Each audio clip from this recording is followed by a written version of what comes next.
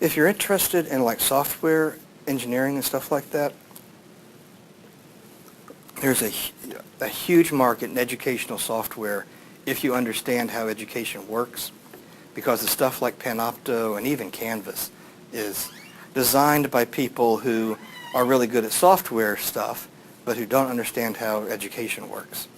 And if you kind of have that interest in computers and kind of have an interest in education, why can't I go to Amazon and buy whatever I want in the whole world in 20 seconds, but it takes me 5 minutes to get a lecture for a humanities class? You see what I'm saying? Anyway, maybe one of you will be the next Bill Gates of educational software or something. I don't know. Well, on the new stuff. I suggested to you last week that you look at two presentations on what's called the Hellenistic world. And whether you did or not, this presentation I'm going to give you now will blend in with those other two. So if you didn't, you're not going to be completely lost. If you did, you're going to be, well, a little bit ahead of the curve, but you'll be okay.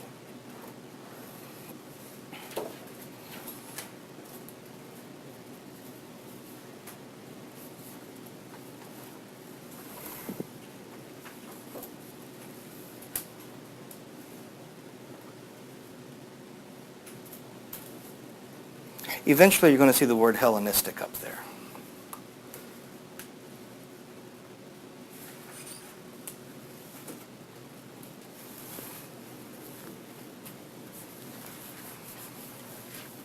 There.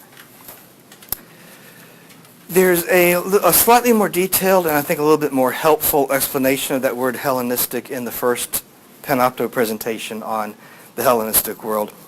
In a nutshell, that word Hellenistic refers to people who aren't themselves Greek. They don't have Greek DNA, they don't have a Greek family name, they don't have Greek ancestry, who are not biologically Greek, but who've adopted the Greek way of life. They've adopted the Greek gods, the Greek language, they've adopted the Greek way of life. And when I say the Greek way of life, essentially I mean the Athenian way of life. I admit I'm painting with a broad brush here, okay, but it's essentially the Athenian way of life. You see, the way of life that develops in Athens spreads out far beyond the city limits of Athens, spreads out far beyond what we think of as ancient Greece today. And by the time you finish up those two Panopto sessions on the Hellenistic world, you'll see comes to cover maybe a third of the world's surface. A big, large, huge number of people who will come to live in the Hellenistic world, where whatever language they might speak at home, they speak Greek on the streets. Greek is a language of business and government and all that kind of stuff. Whatever tribal fashions they may have amongst their own ethnic groups, when it comes to building major buildings in the cities, they're modeled on Greek cities, on Greek architecture and so on. Well, you'll have a lot of that filled in by those two Panopto sessions. What I want to spend time talking about today is one Hellenistic society, and that is Rome. Rome goes by very quickly for us in this course. And that comes as a big surprise sometimes to some students who maybe you've had the world history course or maybe you just like history. And in a world history course where we talk about military stuff and economic stuff and legal stuff and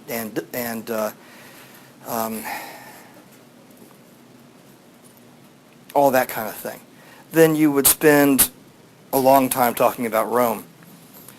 Because there are a lot of lessons that come out of the study of Rome that have a big impact on understanding political stuff and economic stuff, legal stuff, military stuff, diplomatic stuff, even in the modern world.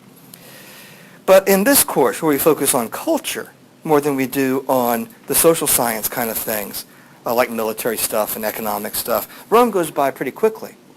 That's because Rome pretty much just adopts and adapts the Athenian way of life. Part of the secret of understanding Rome, whether it's in this course or in the world history course, is that Rome shows up late on the world stage. By the time the Romans have even the chance to decide how they're going to live their own lives, ancient Sumer's long turned to dust.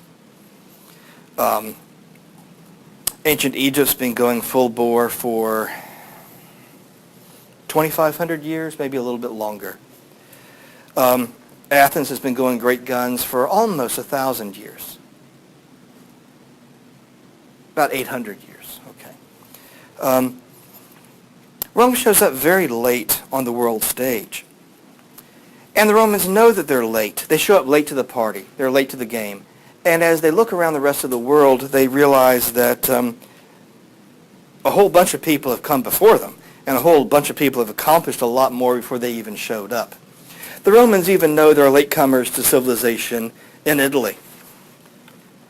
The Romans knew that there was an earlier civilization in Italy that the Romans called the Villanovans.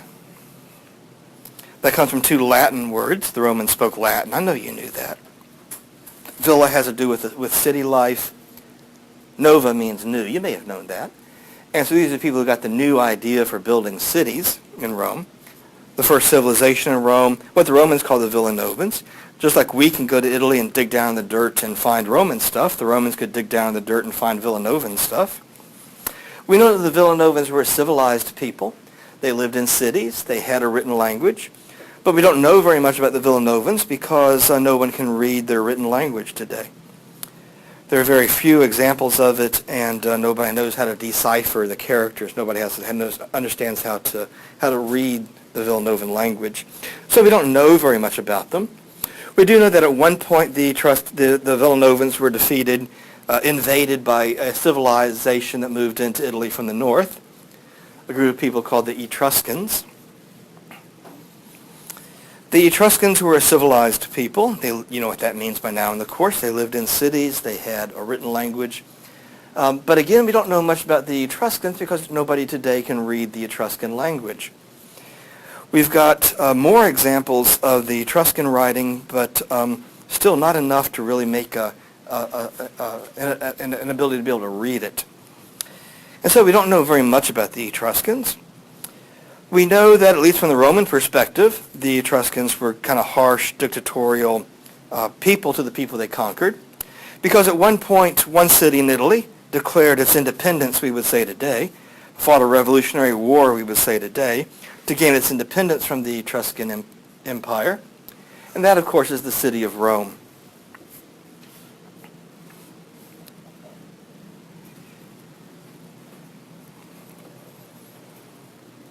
The Romans chased the Etruscans out of their city, declare independence, and take a look around and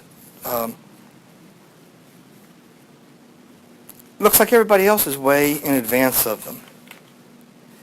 Rome gained its independence from the Etruscans in about the year 509 BC. And I don't make a big deal about dates in this course, so maybe that does you a disservice here, but this is very late in the story of civilization. Like I said, Sumer's already turned to dust. The Akkadians have turned to dust. The Amorites have turned to dust.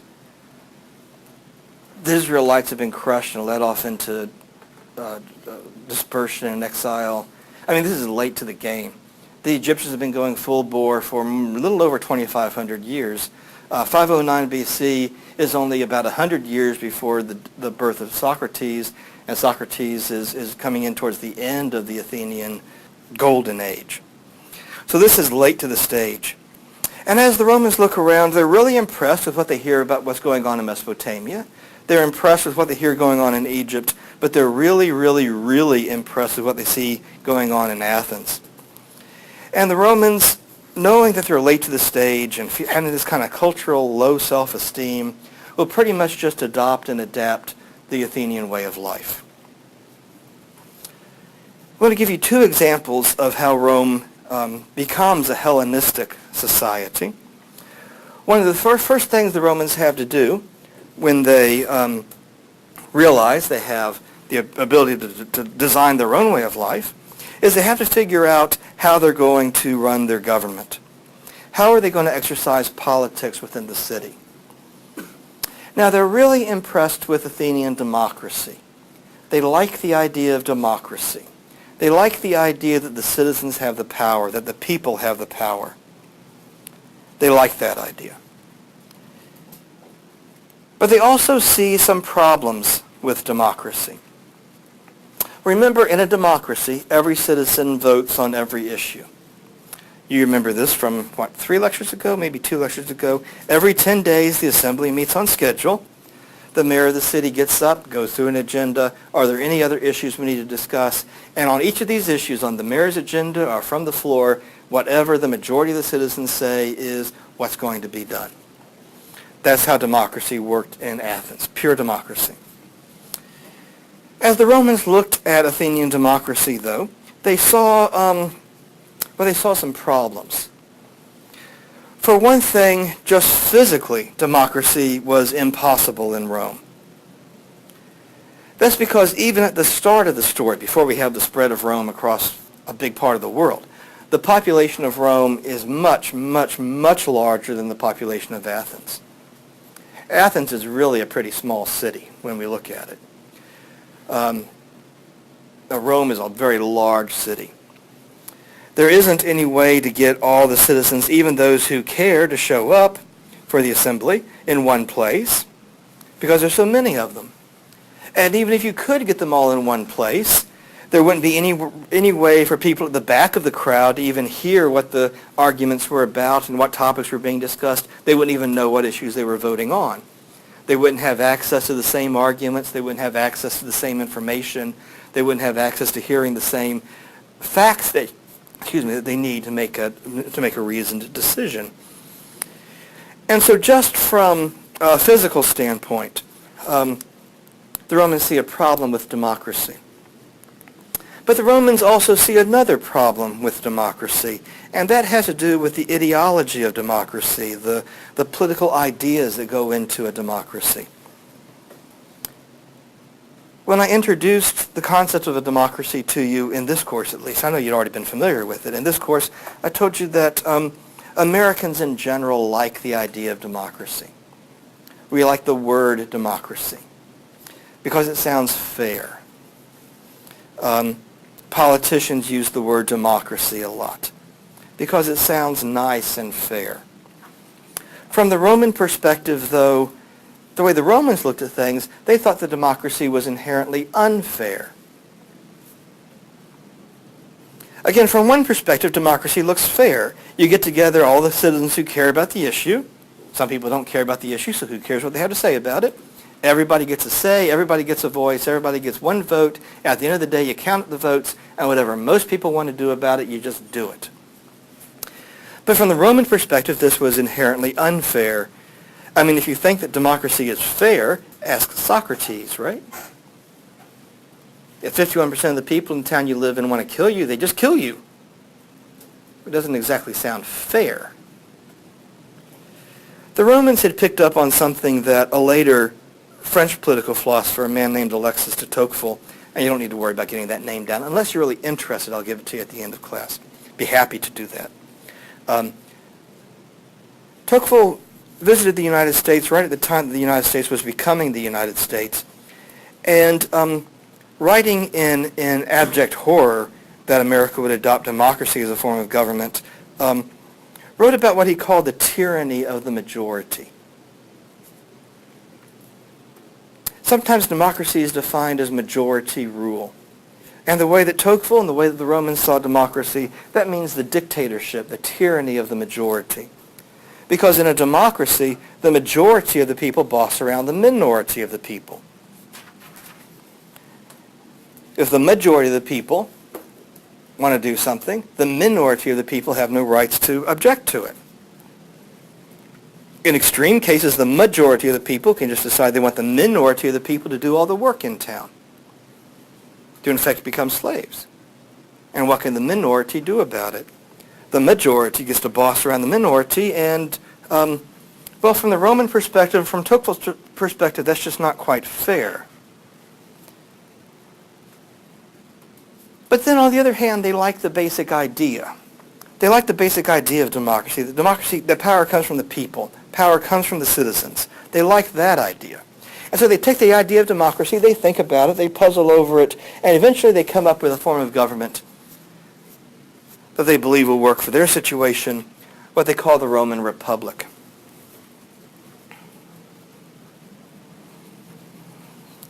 Now, a republic differs from a democracy in several different ways. Okay, many different ways, but just two that we'll talk about today. First of all, in a democracy, again, every citizen votes on every issue. In a republic, though, the citizens never vote on the issues, but instead the citizens elect representatives to make decisions for them. The ruling body in Athens was called the Assembly. You remember that, where all the citizens who cared to showed up. They were members of the Assembly. The ruling body in the Roman Republic, I don't have that up there. Oh, it was called the Senate. You should know how to spell the word Senate, S-E-N-A-T-E.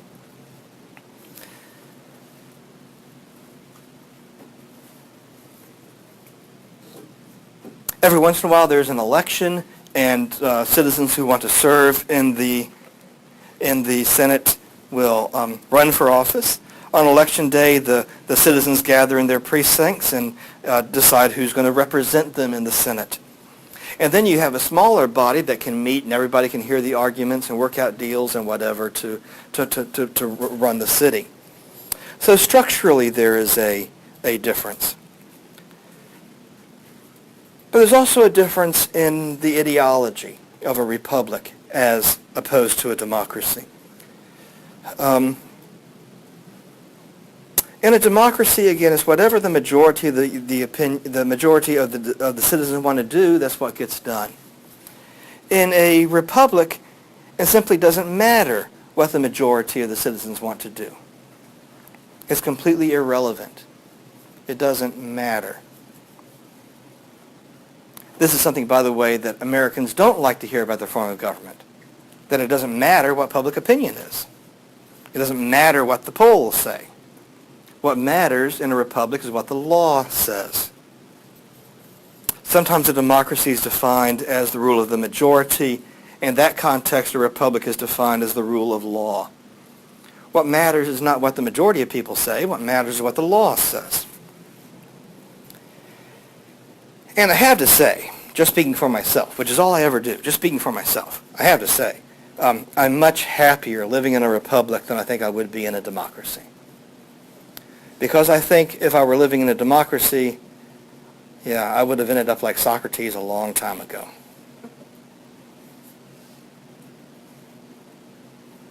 I would have ended up before my 21st birthday, ticking off about 51% of the people in the neighborhood I lived in, and I'd have been slugging down that poison.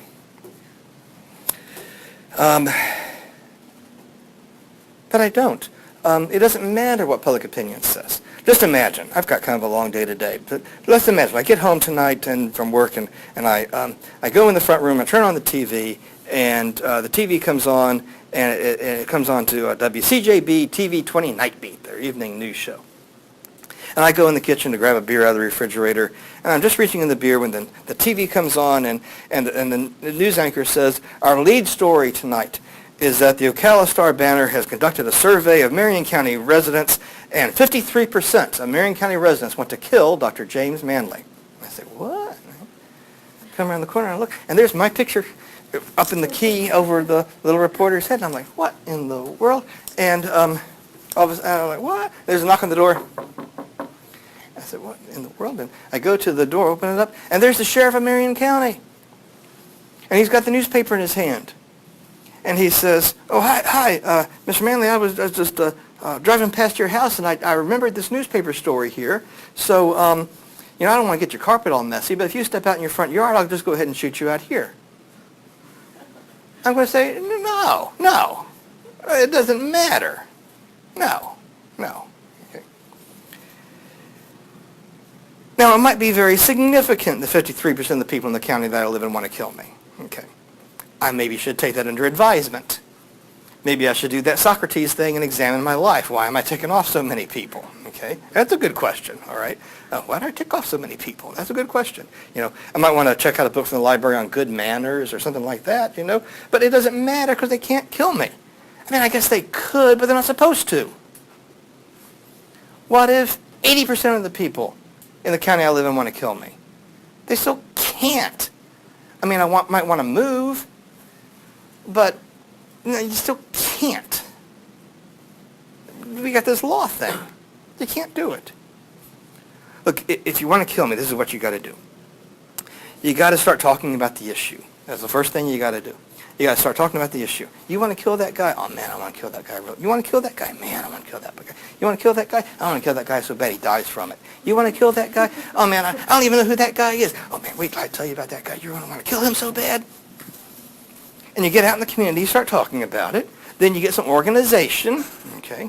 And then you find a candidate to run for, let's just say, the Florida Senate in Tallahassee. And you find somebody in the community who's not stark raving crazy, maybe somebody who has a successful business and can make a good presentation. You say, that's our candidate. And you get your candidate out there and you show up when your candidate gives speeches and you hold the signs, you go, yay, and all that kind of stuff. And on election day, you call everybody you know and you say, did you go down there and vote? Well, no, I didn't. It was raining. You get your lazy ass in your car and you go down there and vote. We got to get a candidate in Tallahassee who's going to kill that guy. And then you get out the vote, and then you win the election, and as you pack up your new state senator's car, you say, you go up there to Tallahassee, you make whatever deal you have to do with all the other senators up there, you just get us a law that says we have to kill that guy. We can kill that guy. Now, by then, I will move, see. But that's part of it. It's built into the system. That is just not, I want to kill that guy, I want to kill him. Okay, let's kill him.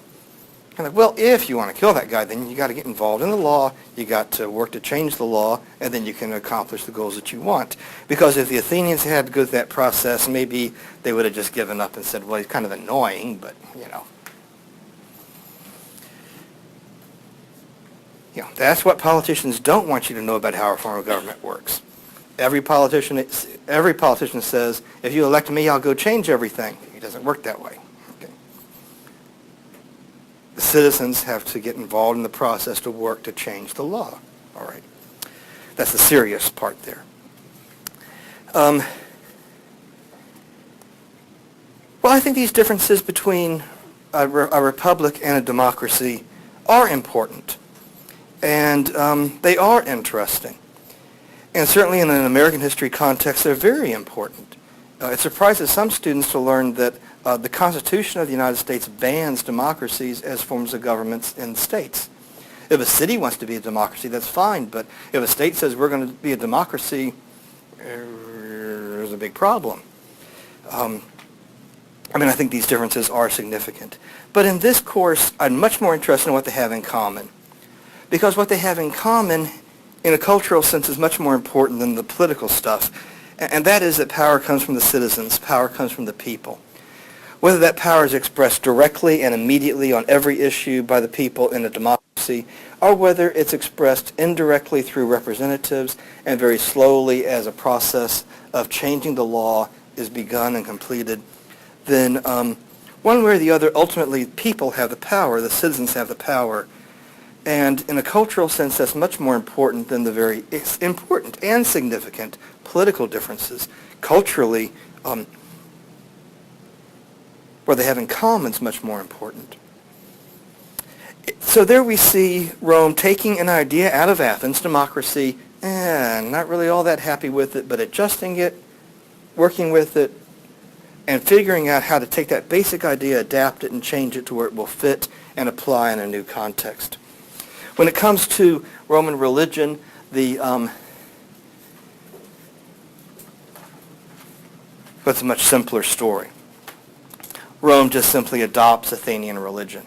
That's it. Everything we said about Athenian religion just slides over in your notebook. Now we call it Roman religion. Same thing.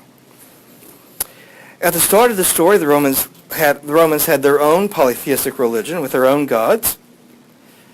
And then they heard about the Athenian gods who do all kinds of cool stuff, and they have all kinds of cool stories about them. And so the Romans pretty much told their gods to go away, And they asked the Athenian gods to come over and be their gods. And how low is your cultural self-esteem when you say, well, our gods are kind of sucky. We need better gods around here. Oh, there's some really cool gods. And you tell your gods, yeah, go away. We don't need you. We need some cool gods around here.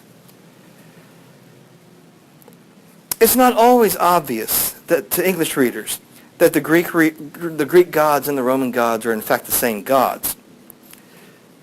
For one thing, they have different names, although very often, not always, but very often, if you understand how the languages work, you'll see that the names of the Greek gods actually are the same names as the Roman gods. For example, the boss of the Greek gods is Zeus. He's the father of most of them. Who knows, maybe from some outside reading or another course sometime, the name of the boss of the Roman gods. Almost always somebody knows. Jupiter. Jupiter's the boss of the Roman gods. That's why Jupiter is the largest planet, right? Jupiter.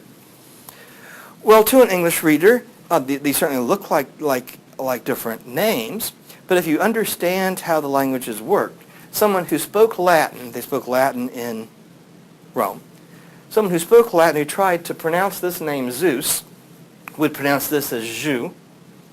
You see, they'd soften the Z, they pronounce the Z as Jou, and they drop off the S at the end of the word, they'd pronounce this Jou. The Piter part of the word comes from a Latin word that means father, like paternity and that kind of thing. And so Jupiter is just a Latin way of saying Father Zeus. Zeus is the father of most of the gods. They call him Father Zeus. And in Latin it comes out as Jupiter. Zeus Father, Father Zeus. You can do this kind of game with a lot of the names of the gods. Not all of them, but an awful lot of them. For example, the name of the Greek god of war is a guy named Ares. Not Ares, that's another guy. Ares. You just kind of have to take my word for it here, okay? In Greek, Ares sounds like a tough guy name. In Greek, you wouldn't want to mess with a guy named Ares. That's a tough guy kind of name. Our god of war is named Ares. You better not mess with us or else Ares is on our side. You don't want to mess with us. And, it's just the way the different languages work. In Latin, Ares sounds like a wimpy kind of name.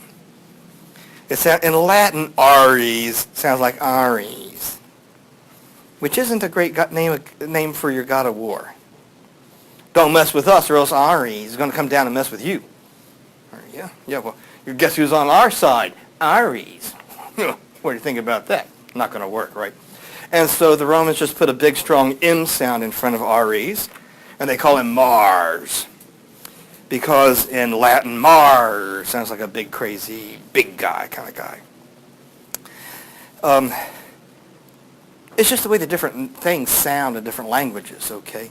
And although you can't do this with all the names, and some of the old Roman gods kind of sneak back in, and of course the Romans come up with new stories about the gods and so on, but at base, it's the same religion.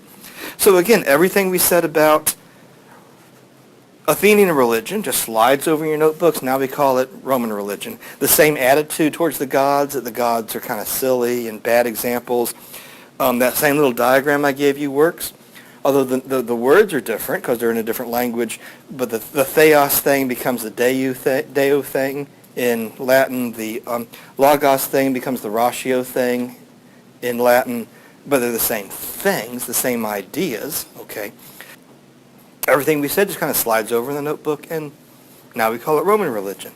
That's what I mean when I say that Rome goes by pretty quickly for us, because there's not a lot of new stuff to talk about.